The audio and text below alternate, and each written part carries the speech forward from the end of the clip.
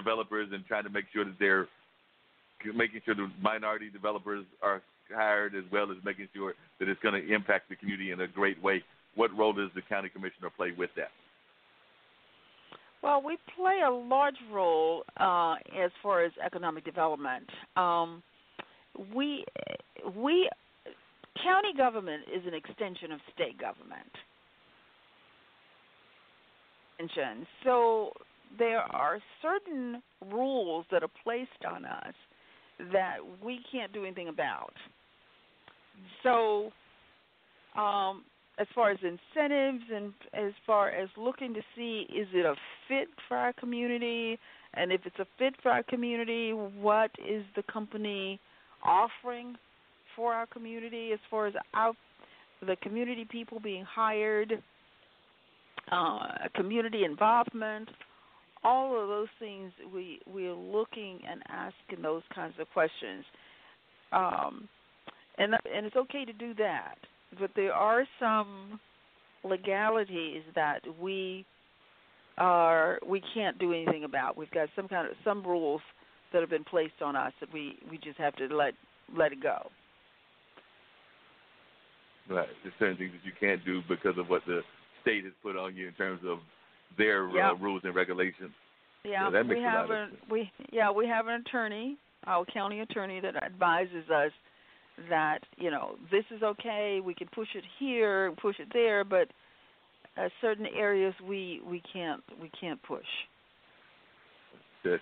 And you recently got elected to a statewide office as well. Could you tell us, our listeners, a little bit about what that office is and how this will play into what you can do on maybe even a state level? Because I know that you were recently sworn in as president of the North Carolina Association of Counties, which I'm assuming this is all the people involved around the area? Mark, thank you. That was such an honor to be sworn in by 100 counties across the state to be chosen as their president of the state association.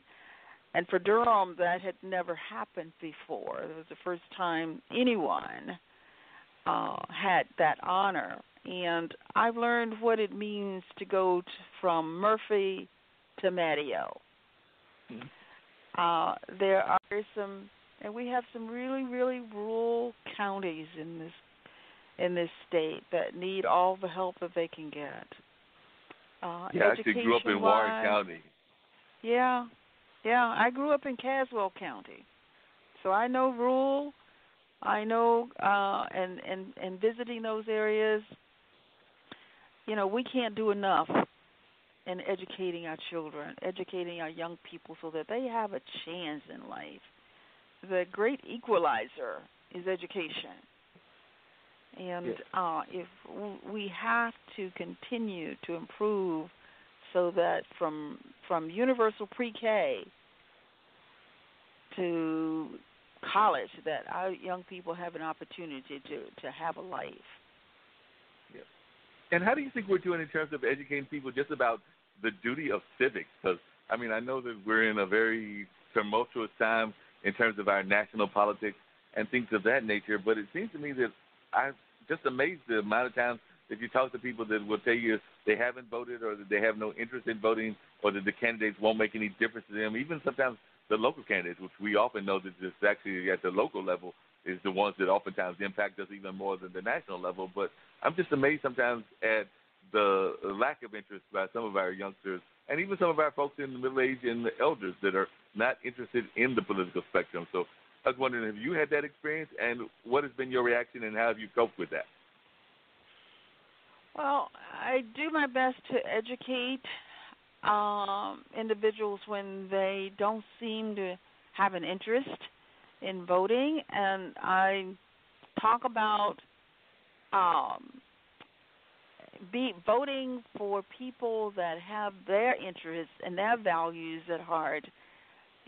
Their vote counts when it comes to education. Their vote counts as far as job development in this community. Their vote counts when it comes to their taxes. Those are things that they can relate to. Their vote counts when it comes to whether seniors have food to eat or not. those are things that they can relate to. There's a lot of other things, but those things they can get on board with that. Yep. What is one of the most amazing things? Like I said, like you mentioned before, it was a tragedy that brought you into the political spectrum. You've been in the political spectrum now for a number of years. But what, other than what I just mentioned about some people that may not understand the importance of politics, what have been some of the other things that have shocked you or that surprised you about being involved as a civic leader and a political leader?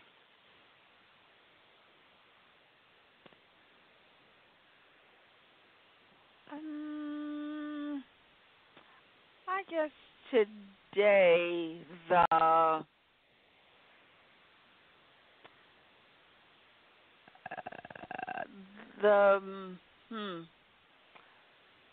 I think the thing that's shocking me right now is the divisiveness. Wow. We need leaders. Our children need to see leaders that are working together for their good, not being divisive.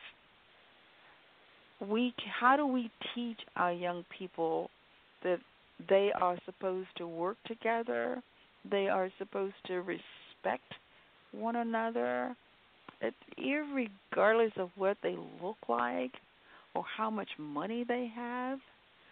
How do we teach our children that if we are not representing that? Because our kids will model us. And if we're not giving them what they need to model, then shame on us. Yeah, because I know in this show, we've had a conversation with some of the young leaders, both in Raleigh as well as Durham and even around the nation. And part of the conversation has been that sometimes they feel that, and it's all a two-way street, and they even acknowledge that it's a two-way street, that sometimes the younger leaders feel that they're not getting enough respect from the old guard, as they might consider it. But then the old guard probably feels that the young folks are being a little bit too much, making too many gains and aren't listening to their voice as well. And I've had some of the young leaders acknowledge that they have to listen to the voice of the wisdom of their elders, but they also would like to have their voice heard as well. And I know a good friend of mine that actually lives out of state in the West Coast. They sometimes talk about AOC over there representing New York, and they feel that sometimes that she hasn't done enough in terms of had that track record yet. That she came out kind of on fire and making changes and making proposals, but that she hadn't had a chance to really build her own track record yet. So I do see that conversation going on a regular basis, even sometimes within our PACs and things of that nature. So I was wondering how you've dealt with that, trying to build the bridges, because you are one of the people that I have seen do a great job of building bridges in the community, because I've seen you talk to everybody from Democrats and Republicans, gay and straight, white and black, Latin and Asian, just across the board, Christian and Muslim. I love hearing different perspectives. It helps me to grow. None of us know everything. Nobody knows everything. I don't care who you are. PhD, whatever PhD you have. Nobody knows everything. I learn from young people. I love hanging out with them. I love their energy. So there's a wisdom that comes with people that are older, but there's creativity that comes with young people. And just being able to respect each is amazing. Yeah, definitely. If you would tell our listeners, and I'm going to bring in a couple of our other callers, and I do want you to stay on if you can, but tell folks that are listening what Howerton Consulting is, because I do know you have Howerton Consulting, but I don't even know exactly what y'all do, but what that is, and also if people are interested, how they can reach you. So definitely let folks know what Howerton Consulting does, and if folks are interested, how they can reach you. And then the other question I have to ask you is, are we going to be just satisfied with the county commissioner and his state job, or do we have ambitions to make it a little bit bigger, maybe on the state or the federal level?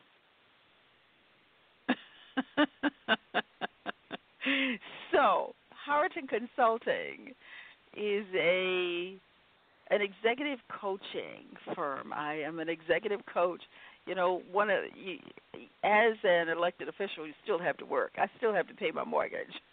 So I'm an executive coach that I work with people to move to another level of expertise. If they are at one level, they may have plateaued and want to move to another level. So I work with individuals that want to improve where they are to move, or they may even want to move to another job. But it's all about creating a strategy that have them move to another level. I've been doing that since the early 90s. And also part of that is leadership development, is working with companies, mid-level managers around leadership development. And what was that other question?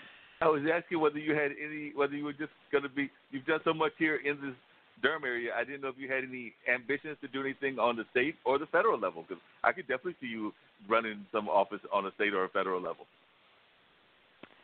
Well, thank you. That's an honor to hear. I loved being the president of the association and being able to connect with so many different commissioners and folks from around the state, and being involved in my local home issues, but also being issues that were in other counties, and seeing that when you build those relationships, you can push for issues together. So I've built those relationships over the years, and a lot of those relationships in Raleigh right now. So whether I move on to anything else or stay here, wherever I am, I'll just do the best job I can for the people, no matter where it is. And you've always done an amazing job for the people and things of that nature.